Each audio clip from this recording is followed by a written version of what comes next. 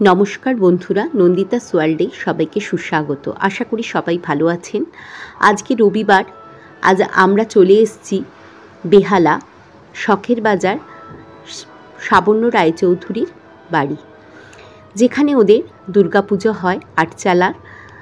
এই আটচালার পাশেই ওদের মন্দির, যেখানে রয়েছে রাধা গোবিন্দ, আর এখানে মা চণ্ডীর ঘট বসে গেছে। ওদের পুজোটা শুনলাম 17 দিন ধরে হয়। কৃষ্ণ নবমী থেকেই ওদের এই ঘট বসে যায়। ওদের বাড়ির সদস্যরা ভাগ করে পালা করে করে এক একজন এক এক দিন ভোগ নিবেদন করে থাকে।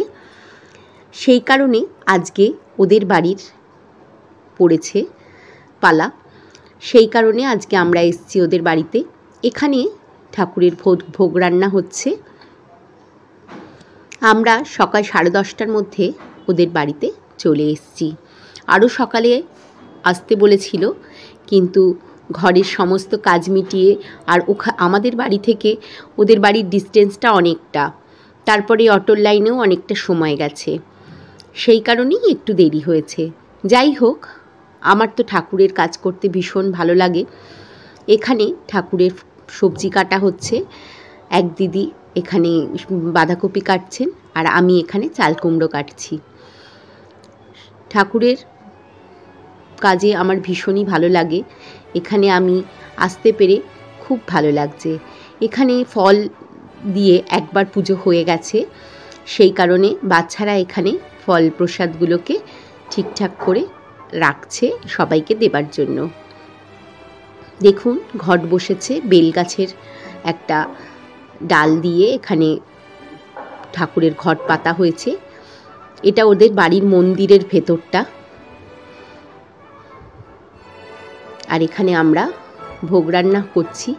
এই দিদি ভীষণই ভালো, ইনিই সব রান্না করেছেন। প্রচণ্ড চটপটে, আর প্রত্যেকটা রান্না করেছে খুব সুন্দর। উনিও এই বাড়িরই বউ। এখানে রাধা গোবিন্দের ভোগ নিবেদন করা হয়ে গেল। অনেক রকমই রান্না করা হয়েছিল। এখানে মায়ের ভোগের থালা সাজানো হচ্ছে।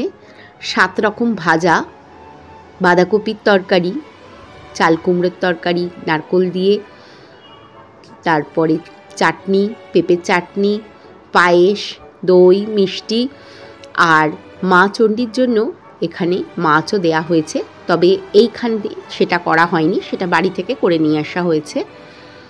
খুব সুন্দর লাগলো, এত সুন্দর ওদের ব্যবস্থাপনা।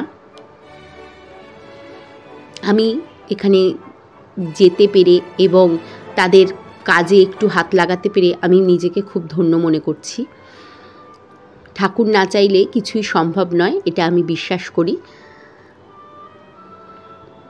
এই দিদি ভীষণই চটপটে, আর প্রত্যেকটা রান্না নিজে হাতে করে করেছেন।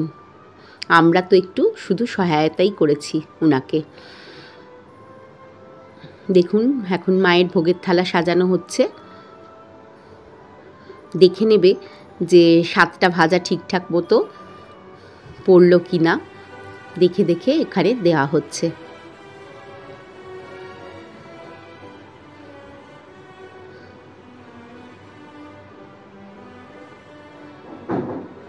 ঠাকুরকে ভোগ নিবেদন করার পর তারপরে সবাই প্রসাদ গ্রহণ করবে।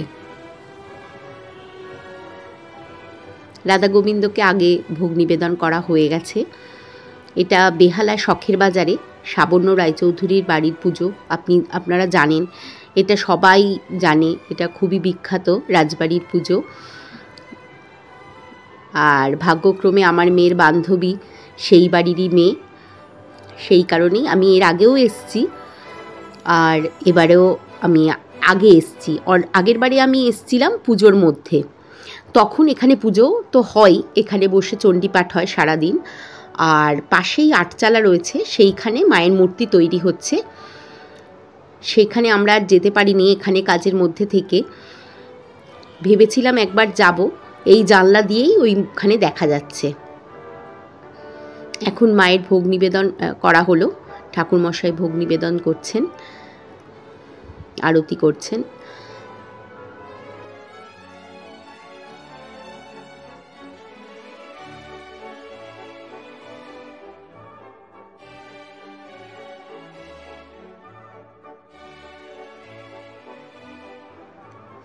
এরপরে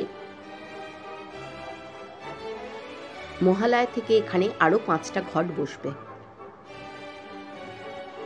যেটুকুনি আমি ওদের মুখ থেকে শুনলাম, এখানে দাদাও আবার একটু পুজো করছেন। উনি তো রাধা গোবিন্দের মন্দিরে সবসময় পুজো করে থাকেন, প্রচণ্ড ওনার ভক্তি। আজকের ব্লগটা এখানেই শেষ করছি। সবাই ভালো থাকবেন, সুস্থ থাকবেন, সাবধানে থাকবেন। ভালো থাকলে একটা লাইক করবেন, খুবই